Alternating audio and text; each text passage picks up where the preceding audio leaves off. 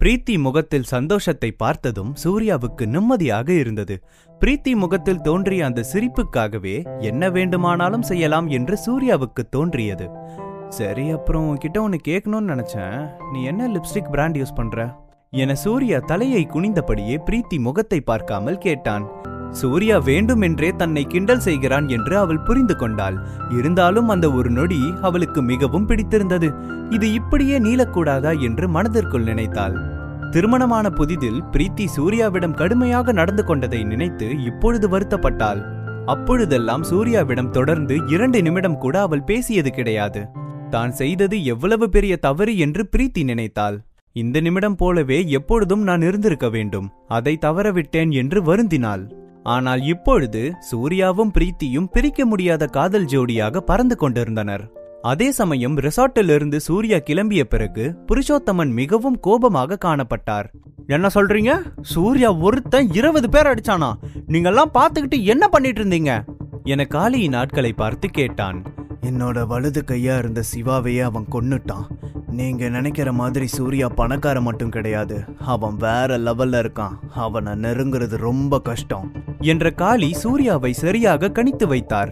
இருந்தாலும் அப்பேற்பட்ட ஒரு பணக்காரன் எப்படி அந்த குடும்பத்தில், அதுவும் வீட்டோட மாப்பிள்ளையாக இருப்பதற்கு முடிவெடுத்தான் என்பது எனக்கு தெரியவில்லை என்று புருஷோத்தமனிடம் குழப்பமாக பேசினார். எனக்கும் அதுதான் புரியவில்லை என்ற புருஷோத்தமன் பெருமூச்சு விட்டார். ஆரம்பத்திலிருந்தே இந்த சூர்யா எப்படிப்பட்டவன்னு என்னால சரியா சொல்லவே முடியல. ஏன் சொத்து சொகம் எல்லாத்தையும் விட்டுட்டு இப்படி வந்து இருக்கான்னு எனக்கு புரியல. இதுல ஏதோ ஒரு மர்மம் இருக்குன்னு மட்டும் புரியுது என்ற புருஷோத்தமன் சூர்யாவை பற்றியே நினைத்து கொண்டிருந்தார். இப்ப ரீசெண்டா மகேஸ்வரனோட கைய ஒருத்தன் வெட்டினா, அது உங்களுக்கு தெரியுமா என காளி புருஷோத்தமனிடம் கேட்டார். என்னதான் மகேஸ்வரன் தன்னுடைய எதிரியாக இருந்தாலும் அவனை பற்றிய விஷயங்களை அவ்வப்பொழுது அவர் தெரிந்து வைத்திருந்தார். மகேஸ்வரனின் கையை யாரோ வெட்டினார்கள் என்று மட்டும்தான் காளிக்கு தெரிந்தது. ஆனால் யார் வெட்டியது என்று அவருக்கு தெரியவில்லை. இப்பொழுது இங்கு நடந்த விஷயத்தை எல்லாம் வைத்து பார்க்கும் பொழுது மகேஸ்வரன் கை வெட்டப்பட்டதற்கும் சூர்யாவிற்கும் ஏதோ சம்பந்தம் இருக்குமா என்று அவர் நினைத்தார். ஆமா, நானும் கேள்விப்பட்டேன். மகேஸ்வரன் கையை யாரோ வெட்டினதா சொன்னாங்க. அது சூர்யாவா இருக்குமான்னு நினைக்கிறீங்களா? புருஷோத்தமன் குழப்பத்துடன் காளியை பார்த்து கேட்டார். அது சூர்யாவா இருக்கலாம், இருந்தாலும் ஆச்சரியப்படுறதுக்கு ஒண்ணுமே இல்ல. இன்னைக்கு நடந்ததெல்லாம் பார்க்கும்போது இந்த விஷயம் எனக்கு இப்ப சாதாரணமா தான் தெரியுது என்ற காளி சூர்யாதான் அதை செய்திருப்பான் என்று முடிவு செய்தார். சரி, பழசையெல்லாம் கொண்டு வரவானா, இப்போ இருக்கிற பிரச்சனையை மட்டும் பார்ப்போம் என புருஷோத்தமன் கூறினார். முன்பு சூர்யா ஆர்எஸ்பி குடும்பத்தை சேர்ந்தவன். அவனை தொட்டால் ஆர்எஸ்பி குடும்பமே இவர்களை எதிர்த்து நிற்கும் என்று பயந்தனர். ஆனால் இப்போது ஆர்எஸ்பி குடும்பத்தை காட்டிலும் சூர்யாவை பார்த்து பயந்தனர். சூர்யாவும் பிரீத்தியும் ஸ்னேகாவின் வீட்டிற்கு வந்தடைந்தனர். ஆனால் வீட்டில் ஸ்னேகா இருப்பது போல தெரியவில்லை. நள்ளிரவை கடந்தும் ஸ்னேகா ஏன் இன்னும் வீடு திரும்பவில்லை என்று இருவரும் யோசித்தனர். சூர்யாவுக்கு இதை நினைத்த பொழுது சற்று கடுப்பாக இருந்தது. வீட்டின் கீழ்த்தளத்தில் சூர்யா உறங்குவதால் தினமும் நள்ளிரவில் எழுந்து ஸ்னேகாவிற்கு கதவை திறந்து விடுவது சூர்யாவின் வேலையாக மாறியது. ஒவ்வொரு முறையும் அவள் வீட்டிற்குள் வரும்பொழுது அவள் மீது மது வாசனை நன்றாகவே தெரிந்தது. ஸ்னேகா ஏதோ மறைக்கிறாள் என்று மட்டும் அவனுக்கு நன்றாக புரிந்தது. ஆனால் அது அவனுக்கு பெரிய விஷயமாக படவில்லை. பிரீத்திக்கு நண்பர்கள் என்று சொல்லிக்கொள்ள ஸ்னேகாவை தவிர வேறு யாரும் கிடையாது. அப்படி இருக்கையில் ஸ்னேகாவிற்கு ஏதாவது ஒன்று நடந்தால் பிரீத்தியால் தாங்கிக் கொள்ளவே முடியாது. அதே சமயம் குளோபல் பப்பில் ஸ்னேகா தன் முன்னால் இருந்த ரெட் வைன் கிளாஸை எடுத்து ஒரே மூச்சில் குடித்து முடித்தாள். அதை குடித்த பின் தன் உதடுகளை துடைத்து கொண்டே கையில் இருந்த காலி பாட்டிலை உயர்த்தினாள். அவள் எதிரே அமர்ந்திருந்த வெள்ளை நிற உடை அணிந்திருந்த ஒரு இளைஞனை பார்த்து, ஆதித்யா, இது போதுமா? நீங்க சொன்ன மாதிரி ஒரு கிளாஸ் குடிச்சிட்டேன் என்று ஸ்னேகா தயக்கத்துடன் கூறினாள். நிஜம்தான், நீ சொன்ன மாதிரி பொண்ணுங்க வைன் குடிப்பாங்க போல. இதெல்லாம் நேர்ல பார்த்தாதான் கிக்கா இருக்கு. ஆதித்யா என்று அனைவராலும் அழைக்கப்படும் ஆதித்ய வர்மா அவன் அருகில் இருந்த பார்டெண்டரிடம் கூறினான். இன்னொரு கிளாஸ் மிஸ் ஸ்னேகாவுக்கு கொடுங்க. ஃபர்ஸ்ட் டைம் மாதிரியே தெரியல, குடிச்ச உடனே சல்லுன்னு உள்ள போயிடுச்சு என சிரித்து கொண்டே பார்டெண்டர் தரணியிடம் கூறினான். மிஸ் ஸ்னேகா, உன்னோட அப்பாவுக்காக ஏதோ கேட்க வந்ததானே, அதை இப்ப நீ கேட்கலாம் என்று ஆதித்யா சிரித்தான். ஸ்னேகா கஷ்டப்பட்டு அவள் கூற வருவதை ஆதித்யாவிற்கு சொல்ல வார்த்தைகளை சேகரித்தாள். என்னோட அப்பாவை காப்பாத்த உங்களால முடியுமா? நீங்க முடியும்னு சொன்னதுனாலதான் நீங்க கேட்ட இதையெல்லாம் நான் பண்ணேன். ஸ்னேகாவின் தந்தை ஊட்டியில் பெரிய பார்மசி நடத்தி வந்தார். ஒரு சமயம் அவர் பார்மசியில் டானிக் வாங்கி கொடுத்த இருவர் இறந்து போக அந்த பழி ஸ்னேகாவின் தந்தையின் தலையில் விழுந்தது. அடுத்த நாளும் அதே போல் தொடர்ந்து மரணங்கள் நிகழ ஸ்னேகாவின் தந்தை போலீசாரால் கைது செய்யப்பட்டார். தன்னுடைய தந்தையின் பார்மசியில் இருக்கும் மருந்துகளில் எந்த பிரச்சனையும் இல்லை என்பதில் ஸ்னேகா உறுதியாக இருந்தாள். அவருக்கு ஆதரவாக பேசிய வக்கீல் கூட ஸ்னேகாவின் தந்தையை நம்பவில்லை. அதனால் ஸ்னேகாவின் தந்தை ஜெயிலில் தன்னுடைய வாழ்க்கையை கழிக்குமாறு ஆனது. அதனால் வேறு வழியின்றி பிரீத்தி ஆதித்யாவை நாடினாள். ஆதித்யா குடும்பத்தை பற்றி மும்பையில் தெரியாத ஆட்களே இருக்க மாட்டார்கள். செல்வாக்கு மிக்க குடும்பத்தை சேர்ந்த ஆதித்யாவை நாடினால் நிச்சயம் தன்னுடைய தந்தை ஜெயிலில் வாழ்க்கையை அனுபவிக்க மாட்டார் என்று நினைத்தாள். கவலைப்படாதீங்க மிஸ் ஸ்னேகா, இந்த இந்தியால பெஸ்ட் அட்வொகேட்டை நான் உங்களுக்கு ரெடி பண்றேன். கண்டிப்பா உங்க அப்பா வெளியே வந்துருவாங்க, அதை பத்தி கவலைப்படாதீங்க. இருந்தாலும் நான் உனக்கு ஹெல்ப் பண்ணி என்ன பிரயோஜனம்? இதுல எனக்கு என்ன கிடைக்கும் என தன்னுடைய உதட்டை கடித்து கொண்டே ஸ்னேகாவை மேலும் கீழும் பார்த்தான். ஜெயிலில் இருக்கும் தன்னுடைய தந்தையை ஆதித்யா வெளியே கொண்டு வருவதாக கூறியதும் ஸ்னேகா சந்தோஷத்தில், உங்களுக்கு என்ன வேணும்னு சொல்லுங்க சார், என்னோட அப்பாவை வெளியே கொண்டு வர போறேன்னு சொல்றீங்க, அதனால உங்களுக்கு என்ன வேணுமோ நான் அதை பண்றேன், சொல்லுங்க என ஸ்னேகா புன்னகையுடன் ஆதித்யாவை பார்த்து கேட்டாள். ஸ்னேகா இவ்வாறு கூறியதும் தன்னுடைய இருக்கையிலிருந்து எழுந்த ஆதித்யா ஸ்னேகாவை பார்த்து கொண்டே முன்னும் பின்னும் நடந்தான். மிஸ் ஸ்னேகா, நம்ம ஒரு கேம் விளையாடலாமா என ஆதித்யா கேட்க சந்தோஷமாக ஸ்னேகா தலையை ஆட்டினாள். என்ன கேள்வி கேட்க போறேன்னு கூட தெரியாம சூப்பரா தலையாட்டுறியே.